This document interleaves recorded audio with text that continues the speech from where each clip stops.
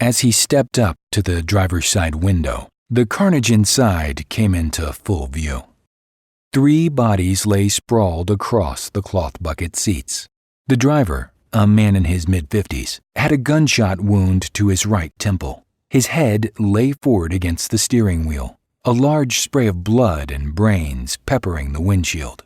To his right sat 2 women, one about his age and another perhaps 30 years younger. Both were shot through the heart. 3 shots, 3 dead.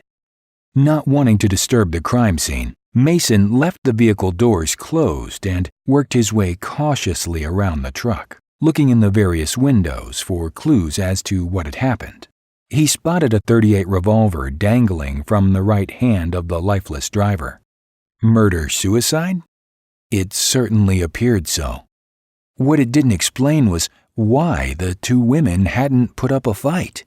The shots were precise, and there were dark circular powder burns on their shirts, indicating that they had allowed their attacker to carefully place the pistol against their chests before firing. The evidence pointed to a triple suicide, which was extremely rare.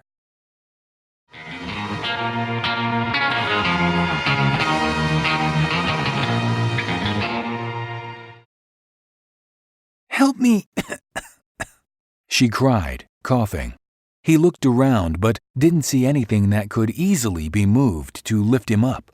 Seeing no other option, he said, "Hang off the edge and drop. I'll try to catch you." "I can't. It's too far." "Suit yourself," he said, turning to leave. "Wait, what are you doing?" He turned back. "If you want my help getting down, you'll have to hang and drop." "Are you sure you can catch me?" Tanner shrugged. "I don't know. I've never caught a girl falling from a burning building, but I'd say the odds are better than 50-50. From the disappointed look on her face, she apparently didn't appreciate his honesty. Okay, she said, first sitting down and then sliding her legs over the edge. He moved close to the building and reached up.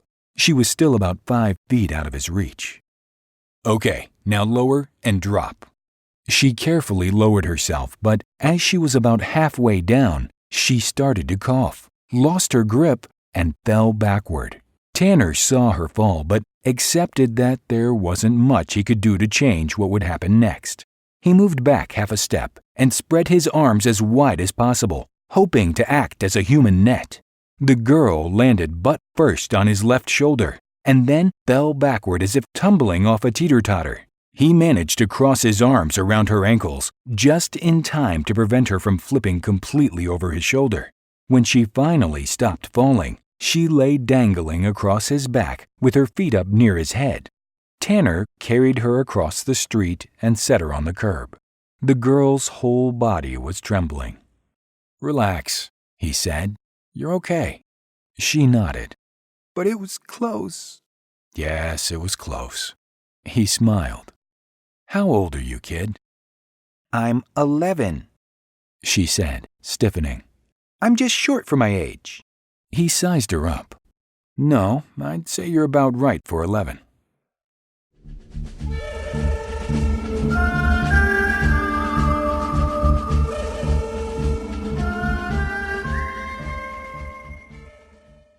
A vein on Redbeard's forehead swelled, like a night crawler wriggling its way to the surface. "You're telling us that I'm telling you no."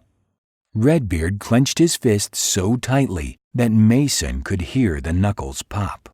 Teardrops reached over and patted his friend on the shoulder. "It's no problem, Marshall. We're cool. We'll find something down the road a ways." As Teardrops spoke, Redbeard slowly slid his hand toward the small of his back. Mason squared himself, his gun hand hanging ready at his side. "Just so we're clear," he said in a firm voice, "if either of you makes a move I don't like, I'll shoot you both." Redbeard's hand froze, and he brought it back around front. Both men looked at each other, uncertainty in their eyes, but a determined tightness to their jaws. Teardrops took a step toward Mason, his hands spread open with the palms up. "You got it all wrong, Marshall. We're not looking for any trouble." Redbeard suddenly made a quick grab for the gun at the small of his back. Before the weapon could clear his belt, Mason drew the supergrade and shot him twice below the throat. Both bullets punched through nearly the same hole. He immediately sidestepped and fired 2 more shots into the smaller man who was standing transfixed by the sudden explosion of violence. The first bullet passed through his heart, and the second split his sternum. Both men hit the ground at the same time.